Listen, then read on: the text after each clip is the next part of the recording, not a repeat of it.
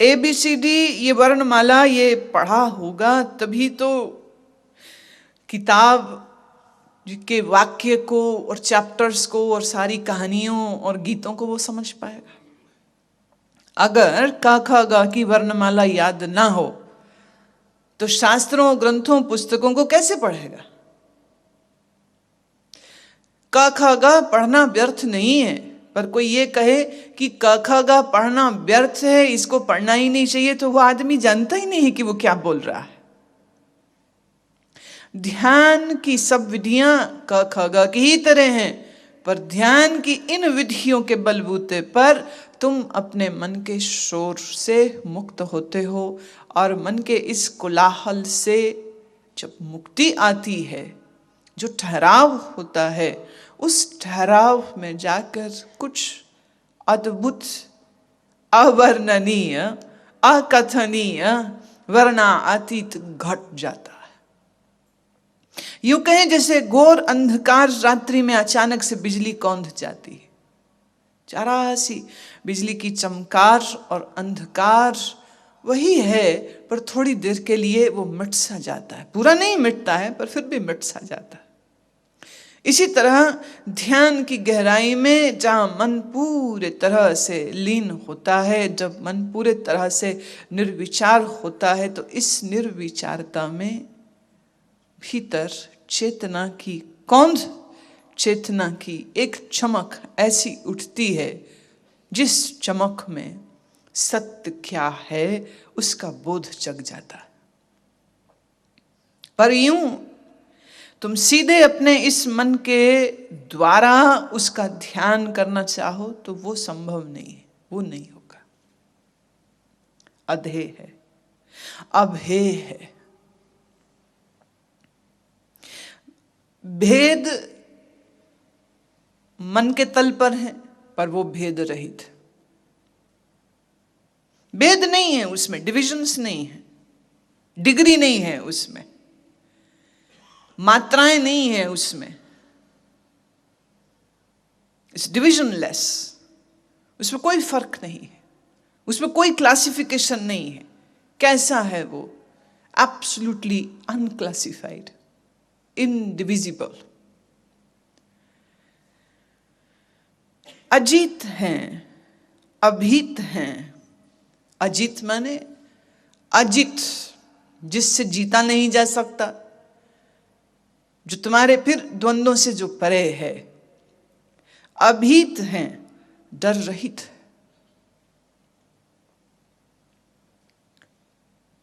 त्रिमान हैं, निधान हैं। त्रिमान आम बोलचाल में 3 तल माने गए हैं। अब ये जो तल हैं, ये वास्तव में ज्योग्राफिकली नहीं है, लेकिन मुहावरन हम इसका इस्तेमाल बहुत करते हैं। आकाश से लेके पाताल तक और आकाश से लेके पृथ्वी तक 3 तल। आकाश, पाताल और पृथ्वी त्रिमान है, मतलब इन तीनों तलों में नहीं है। जमीन पर रहने वाले इंसान ने हमेशा यही सोचा कि भगवान ऊपर है। अपने से श्रेष्ठ है तो अपने से ऊंची जगह में होना चाहिए, छोटी जगह में, अपने से नीचे की जगह में थोड़ी होगा। तो कुछ एक संस्कृतियों ने यह कल्पना की कि परमात्मा ऊपर है। अब ये बात इतनी बार सुनी है, इतनी बार सुनी है, इतनी बार सुनी है कि कोई आदमी मरने से कुछ क्षण पहले कई दफे गहरी बेहोशी जो छाती है, वो बेहोशी इतनी गहरी है, पर गहरी बेहोशी में जाते जाते वापस जीवन की ओर आ गया, जिसे हम कहेंगे मरते मरते फिर बच गया, मरा नहीं। लगा मर गया पर फिर मरा नहीं।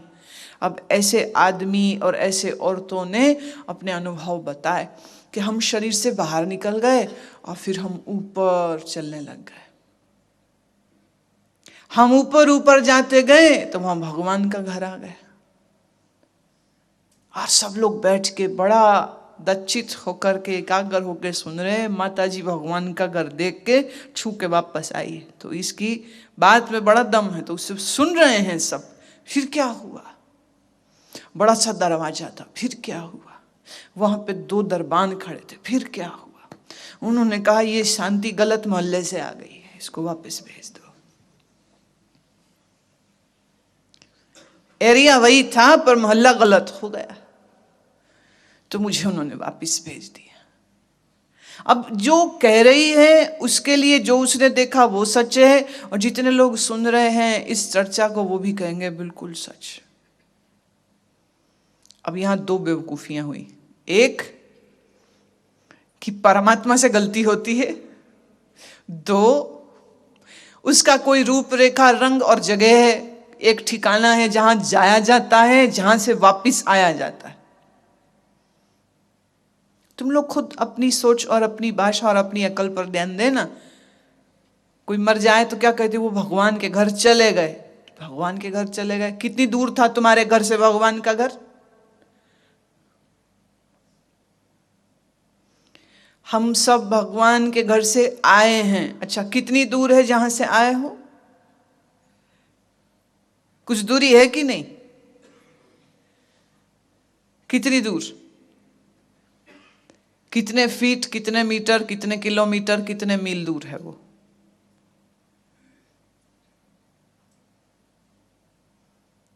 मर जाए कोई, चला गया भगवान के घर। जन्म हो जाए घर में बच्चे का तो भगवान के घर से आ गए। सच तो यह है, ना कोई कहीं से आता है और ना ही कोई कहीं जाता है। सब यहीं के यहीं खेल हुए चले जा रहे हैं।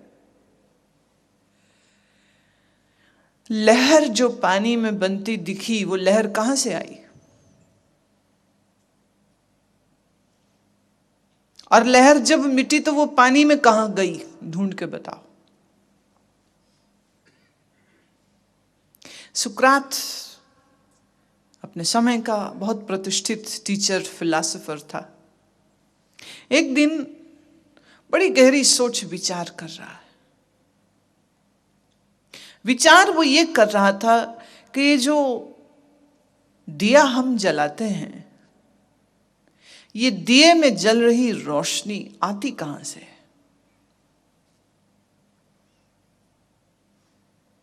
पुराने समय में अगर अपने घर में आग बुझ जाए तो पड़ोसी के घर से आग लाई जाती थी। जलती हुई किसी लकड़ी पर, जलती हुई किसी रस्सी में आग लोग ले आते और अपने चूल्हों में जला लिए करते। एक बच्चा अपने पड़ोसी के घर से आग लेकर के आ रहा था। सुकरात बड़ी गहरी सोच विचार में था।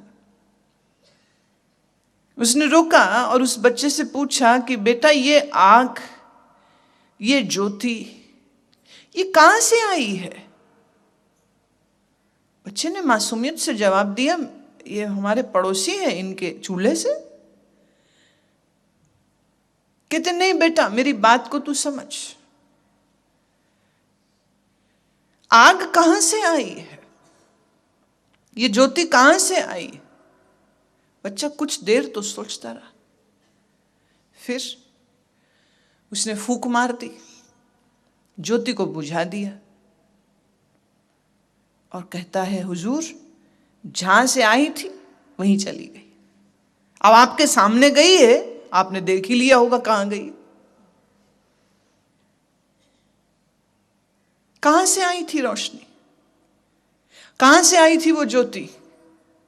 कहां से लेकर के आते हैं? अब कहीं पर भी तुम 2 चीजों का घर्षण करोगे तो अग्नि पैदा हो जाएगी।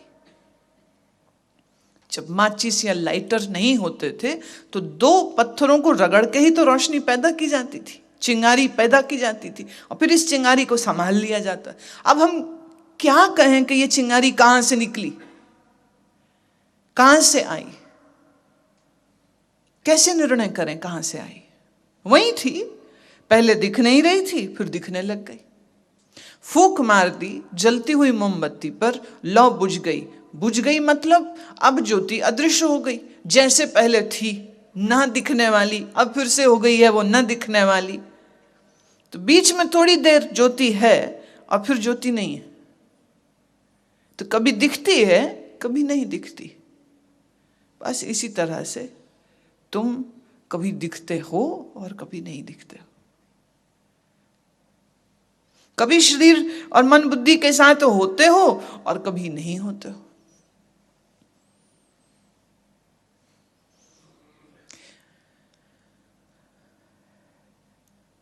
पैदा कुछ भी नहीं होता है, पैदा कुछ हुआ ही नहीं है। It is just a manifestation. दिखता है और नहीं दिखता है, बस इतना ही। ऋतु आई फूलों की, हमने बीज डाले, बीज पौधे बने, पौधों में फिर फूल आए, फूल खिले, और इन खिले हुए फूलों में फिर नए बीज तैयार हो जाते। ये बीज वहीं धरती में फिर गिर जाते हैं। चूंकि अब उनका समय नहीं रहा, तो बीज तो हैं पर अब उगेंगे नहीं। कब उगेंगे? जब इनका ऋतु आ जाए।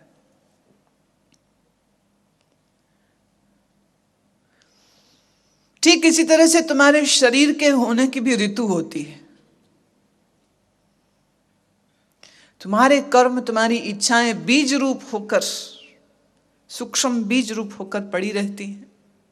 समय इत राइट कंडीशंस में फलीभूत हो जाती,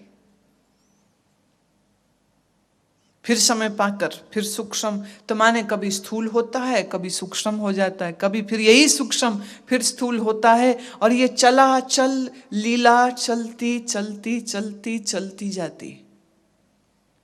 बना कुछ भी नहीं और मिटेगा भी कुछ नहीं। बनना और मिटना इस सृष्टि में होता ही नहीं। दिखता है और कभी नहीं दिखता।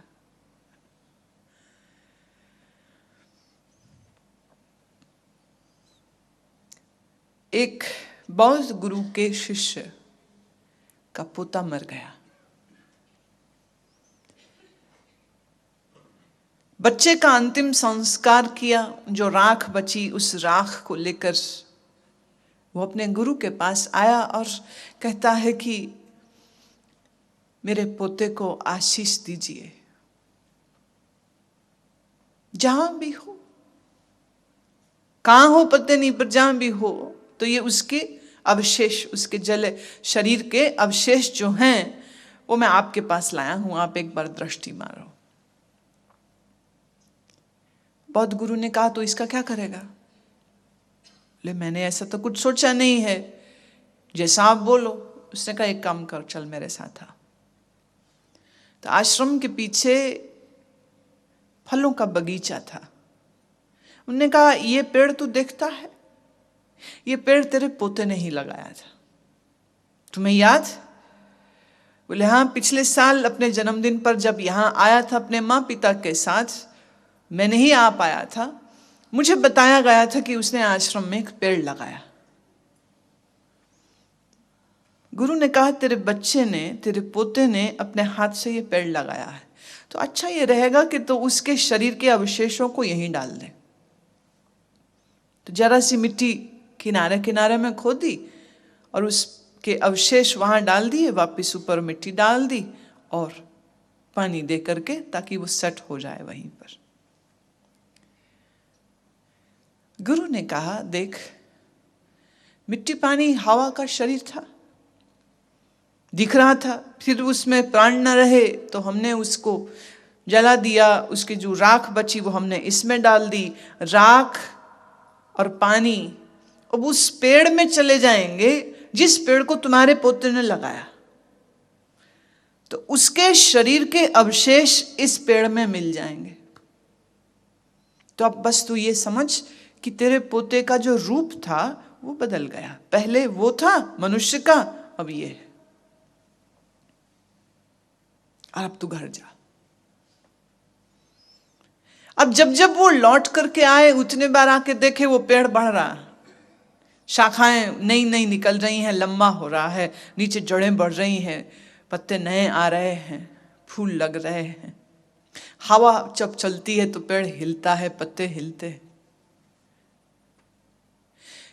इस पेड़ को हवा पाल रही है, चंद्रमा की रोशनी, चंद्रमा की किरणें भी इस पेड़ को पाल रही। सारी वनस्पति चंद्रमा से फलित होती, सूर्य की धूप मिल रही है।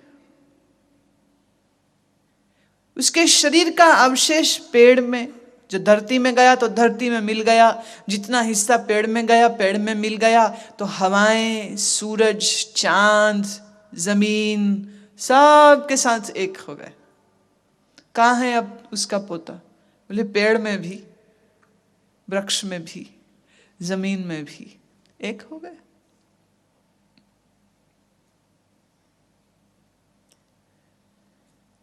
रूप बदल गया, आकार बदल गया।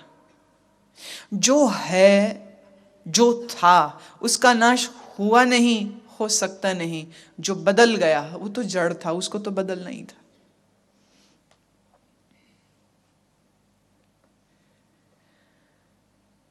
त्रिमान है, निधान है, त्रिवर्ग है, असर्ग है।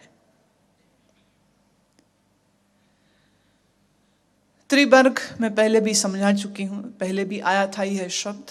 शरीर, मन और तुम्हारा अंतःकरण, तुम्हारा कारण शरीर जो है। इन तीनों शरीरों, माया की तीनों परतों, त्रिवर्ग, द ट्रायो ऑफ रजोगुण, सतोगुण, तमोगुण, इन तीनों गुणों से वो परे है। त्रिवर्ग, त्रिवर्ग है, असर्ग है। असर्ग जो पैदा नहीं किया जा सकता। भगवान पैदा नहीं किया जा सकता, इतनी ही बात सच नहीं है। सच इससे और गहरा है, और वो ये है कि ये सृष्टि भी पैदा नहीं की जा सकती, और ये सृष्टि भी पैदा हुई नहीं है। हुई दिख रही है भले, पर हुई नहीं।